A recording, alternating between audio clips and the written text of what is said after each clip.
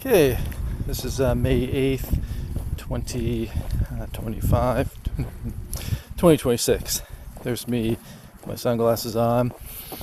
I'm overdressed because when I went to go just to a public location to do some writing this morning, it was chilly. Now the sun's up. It's rather hot. It's beautiful weather. Anyways, just wanted to share something very quickly with you, and so this will be a very, very short video. Let me get right to the point. Brevity is key. And anyhow, one thing that, oh goodness, I dread it in the past, and now I delight in is even when I was in high school, even when I was a kid, I noted that certain kids were treated, we'll just say, with less favor. And they were judged rather harshly, especially when I was a kid and you didn't wear name brand shoes or name brand clothes. You were judged rather harshly. And so I would say I was against that, but in actuality, as long as I benefited from it, I was against it, maybe only in spirit or only in mind. However, I would do anything to retain that, or say that societal appraisal. And so now that I'm going through a prolonged period of impoverishment, this is something I always feared. This would be one of my deepest fears growing up, was being looked upon as somebody who's poor. And because there's such a deep and heavy stigma that was attached to it. And now that I'm going through this, I realize a lot of people, I would like to say everybody treats me the same as they did before. Some people do, and I find them to be folks of very high character, but a lot of people don't. And they're actually, I'm not too close to too many people, but before I was much closer to a lot of folks. So I would give ear to things that it wouldn't be wise to give ear to. Not everybody who's got something to say has something worthwhile to say, and not every opinion needs to be shared, and even more so ingested, much like that cliche, soak up knowledge like a sponge. It's terrible advice. Sift through what is being spoken, like is it called a declassifier, when you're sifting through for nuggets of gold or things of value. Anyways, they still seem to treat me rather poorly. But the biggest thing for me is to, first and foremost, to love God with all my mind, with all my soul, with all my spirit, with all my strength, and then to love others, including myself, the way God loves. So that's first and foremost. It's important, it's imperative for me to mature to a level where I'm content with who I am. If I have lots, I'm content. If I have little, I'm content. I don't want to be ruled by any of the spirits of this world. I don't want to be ruled by mammon or money. So this is a wonderful test. It's a wonderful thing to go through.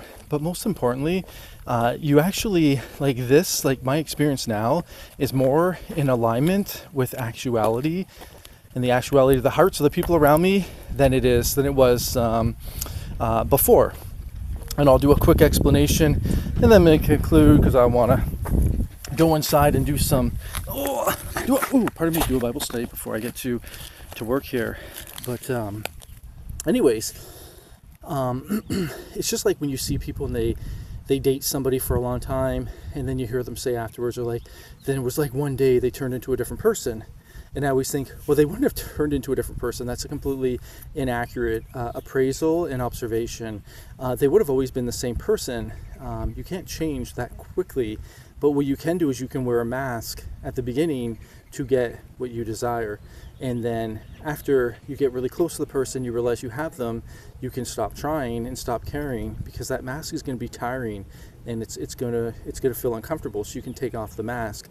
So a more accurate statement would be, I dated them for a long time and then they took off the mask, and then what was beneath it was somebody I would never date to begin with. And I would say, well, that's because they were using that to manipulate.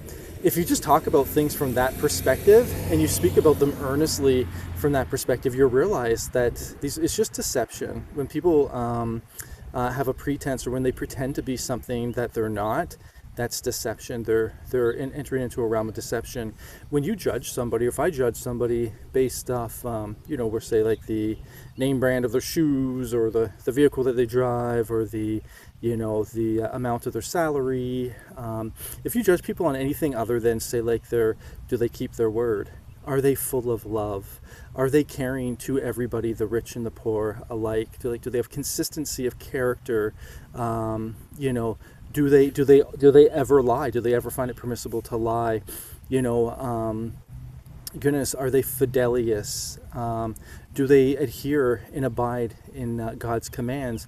Like those are the things that reveal nobility of heart and nobility of mind, and those are the things that you can grow with, and you can build upon, and you can actually come into agreement with. They're never going to betray you. They're never going to hurt you. They're always going to point you to be the version of you that God has created you to be. They're always going to point you to release the talents into God's kingdom that God has placed inside of you. They're always going to, provide like a love that tells you the truth regardless of what you want to hear. They're going to be obedient to the truth and not to your desires or your version of the truth. There's just so many good things like from this. And these are the things that they transcend the external. And I think of like in the book of Samuel, it talks about when he's going to anoint, when God calls him to anoint the new king. So he's rejected Saul, and he sends him to anoint who we now know was going to be David. He says something really important, and it reveals God's nature, and it reveals like the heart and the mind of those that are truly sons and daughters of God, of their Father. They're found within Jesus. They look at the heart, not the outward appearance. Man looks at the outward appearance. So anyway, I'm actually in a very fortuitous position if I permit myself to humble myself and to accept that this is just where I'm currently at, and there's nothing wrong with if you lack finances. I'm going to be as responsible with the little as I will be with a lot. It's being accountable, being responsible has nothing to do with the amount of that you've been entrusted with. It has to do with your integrity in doing what is right in God's sight. So anyway, this is like a brick to build off, and it's a brick that can be stacked on a solid level foundation. Anyways, happy to share this. God bless each and every one of you.